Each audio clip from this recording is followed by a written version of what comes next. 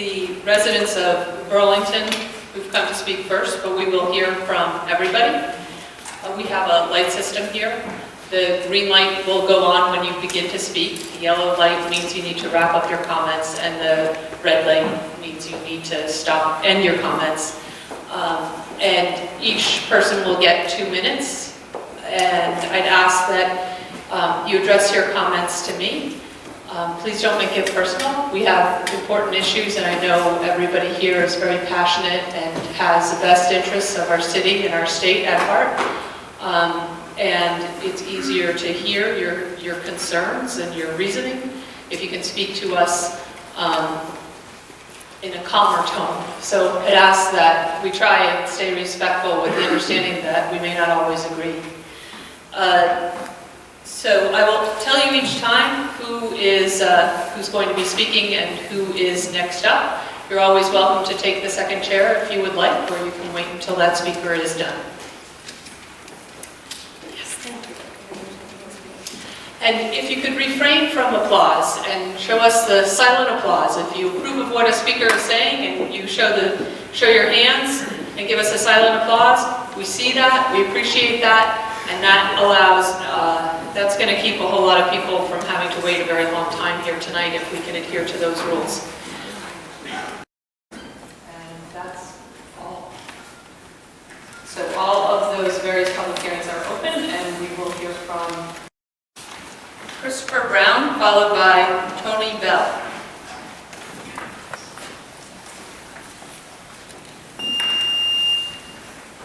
Welcome.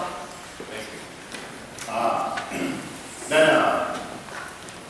Very much a citizen of the city since I was young in Ward 2 and currently own a house in Ward 3.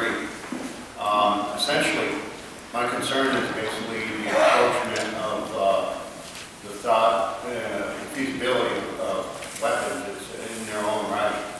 In the state of Vermont, it's been known throughout the United States as a place where you can carry a gun, not have to come some worry of state or city actually stepping in and taking over that right. My personal forum is actually right there in Ward 3. And I'll be honest with you, in this sense, if every time I get out of work, I pull down North Street and onto Palm Street, and there's hands exchanging from street to cars. And that's my biggest concern, right close to home.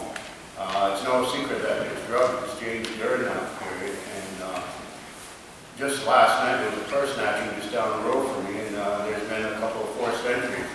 Now, for the first time in a long time, I went out and bought a gun just for the safety of my wife and kids, or, my son, who's staying with me. And I would ask, with all luck, even though a lot of you think it's probably a good idea to do this, that you just leave well enough alone, because Vermont is doing fine on its own without any encroachment of this. Thank you.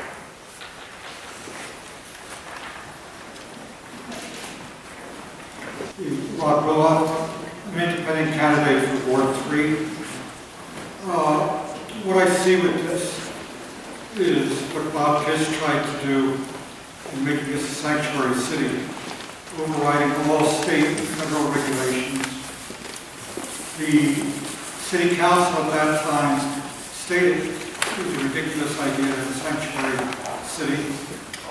But this city council that we have now, for whatever reason, is actually cooperating with this nonsense. It's out of state political influence that is driving this. It's absurd. And the idea that this hearing is anything more than a make-believe political stunt is absurd. I believe in open debate. Councilor Blade was on my show 2 weeks ago. He admitted there's never been a shooting in a bar.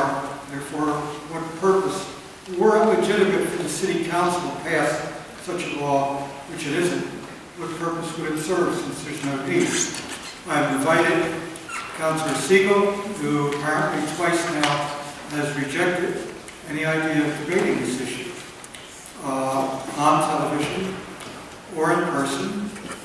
Her mind is made up. But as I said, this is an out-of-state political agenda that is being financed from out of state, and an attempt is being made to force this on the people of Burlington. Thank you. Thank you, Mr. Rulo. Good evening. I'm here to speak on the Safe Storage Act. First, thank you for allowing me to speak tonight. I'm a lifelong resident of Burlington. I was born and raised in New North End, and I currently am a resident of Ward 3. I've enjoyed living in Burlington despite the recent cold snap. I'm here to speak on one particular proposal. This would be the proposed law requiring safe storage of my firearms and ammo. I 100% support local law enforcement. I'm a criminal justice student myself. That said, it is not reasonable to expect the Burlington Police Department to be able to respond to my apartment under 30 seconds if a burglary or home invasion happens. If I'm even able to dial 911, an average police response time will be 3 to 5 minutes, giving staffing at any one time. We are currently experiencing a drug abuse epidemic in Vermont where addicts will take desperate measures to get their next fix. Even Democratic Vice President Joe Biden has stated, "I have a right to defend my home with a shotgun." My question to the City Council: how do you plan to enforce this law? I see serious issues surrounding the Fourth Amendment. Burlington does not have a gun problem, unlike other major metropolitan areas. As mentioned before, Burlington and Vermont do have a drug problem. I'd like to put it out to the City Council. I'd love to see a mandatory law requiring narcotic medication to be locked up. Let's start dealing with pressing issues. Let's start dealing with more pressing issues Burlington is facing and not distracting people with non-pressing issues. This would include homelessness, drug abuse, alcoholism, aging infrastructure, and at times, financial issues. Thank you for letting me speak. Thank you. Ed Wilbur, followed by Richard Hilgers. Welcome. Thank you. Thank you for allowing me to speak tonight. I appreciate that. First of all, if we go back to the Second Amendment, the last part of the Second Amendment is for the right of the people to keep and bear arms shall not be infringed. What part of infringe does the City Council understand? Also, from a pragmatic standpoint, the firearms in the bar issue, as I read in the newspaper, the only person to be allowed to have a firearm would be the bartender. So are we now looking to a bartender to be our defense if somebody comes in with a gun? That would be the only person there. I think you have a hard time as a bartender being willing to step up to that kind of responsibility. And what would happen if you walk, if somebody does have a gun? What am I going to do? Point and say, they have a gun, you're in violation of ordinance, whatever. I mean, that's ridiculous. They're going to commit a worse crime than breaking a city ordinance. Okay? If they shoot somebody or they discharge a weapon, that's a criminal offense already. You don't need this ordinance to prevent that. Also,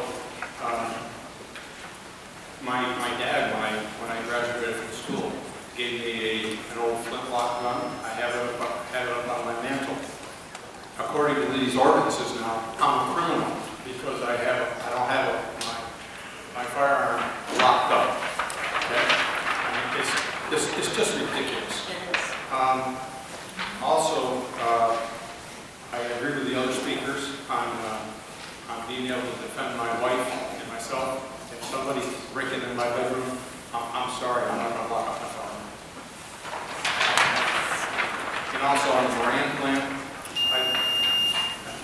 Thank you. Gabriella, followed by Gregory Roy. Hello, thank you for letting me speak. Article 16 of the Vermont Constitution states the people have the right to bear arms for themselves in the state. It's not some people. It's not only if they get a permit. It's not only if they keep it in a lockbox. All people have this right according to the law.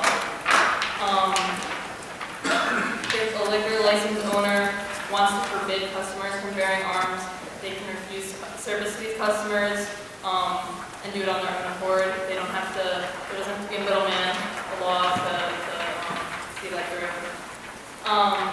Article 11 of the Vermont Constitution states that the people have the right to hold themselves, their houses, papers, possessions free from search and seizure, and therefore warrants without oath or affirmation first made affording sufficient foundation for them, and whereby any officer of messenger may be commanded or required to search suspected places or to seize any person or persons, his or her the property, not particularly described, are contrary to that right and ought not to be granted. So that's, I'd like to know the definition of weapon in that bill too, because a weapon can be anything. I could use a toilet seat cover as a weapon if I so chose. So if the goal of these ordinances is to prevent crime or improve public safety, it is going about it, I think, in the wrong way. In order to prevent someone from freely bearing arms or holding possessions in a warrantless search or seizure, the Vermont Constitution must first be changed. Thank you. Thank you. Hi, Sean Handy. A lot of you probably know my last name, pretty prominent around here in Burlington. It's the Handy family. We're business owners, we're landlords. At any time, I could be carrying thousands and thousands of dollars of cash on me. A lot of people know that. You basically take away my right to defend myself. I've been carrying for over 10 years. I have 2 concealed carry licenses in 2 different states. I'm a certified instructor in handgun and rifle. I take that very serious. Some years ago, some friends and I were downtown. We parked in the parking garage that was where the old chicken bank used to be. And walking back to our vehicles, I was the designated driver, we got jumped. 4 guys came out of nowhere, sucker punched me, started beating my friends. Luckily, I ended up on the ground. I was actually able to retrieve my handgun from my left pocket and brandished it. Said, if you don't stop, I'm going to shoot. They fled. That was the end of that. So, if I hadn't, if you had passed this ordinance years ago, I would have gone downtown, not carrying, and I would have ended up probably severely beaten, broken nose, like a couple of my friends had.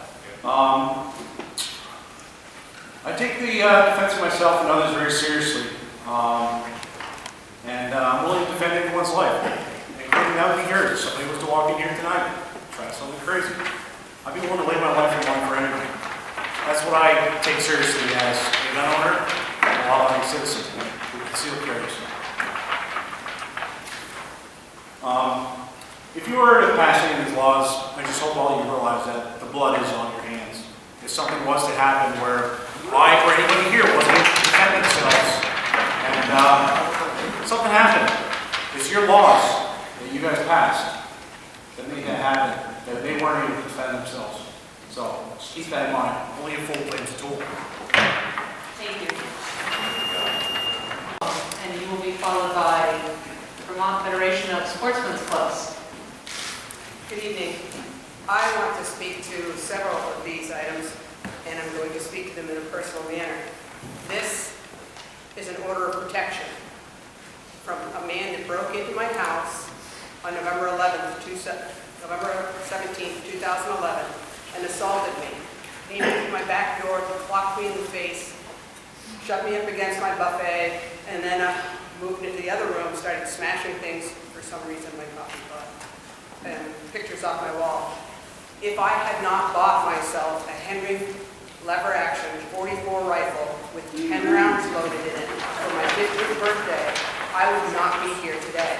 I grabbed that rifle off the wall, I put it into his chest, walked him back to my kitchen, grabbed myself my phone, put it on speakerphone, dialed 911, and called the state police. It took them 52 minutes to get to my house. When the state police got there, they asked me obviously what happened because my eye was swelling shut. I told them who it was. He's a well-known ex-Marine logger drunk in my town. They did not even go and address this gentleman. He kept harassing me for 2 years. I went and finally got a restraining order on him in September 6th of this year. The judge chewed him out, put the restraining order on him. He started doing the abuse again. He started doing the drive-by, blowing his horn, pulling in my driveway. I called the state police and they said, you're going to have to call the court. There's nothing we can do in case we catch him, unless we catch him in the act. I called the court, Caledonia County Court, and they said, well, we really don't know what to do. You should probably call the state's attorney. I guess I will keep my 44 on the wall in my house.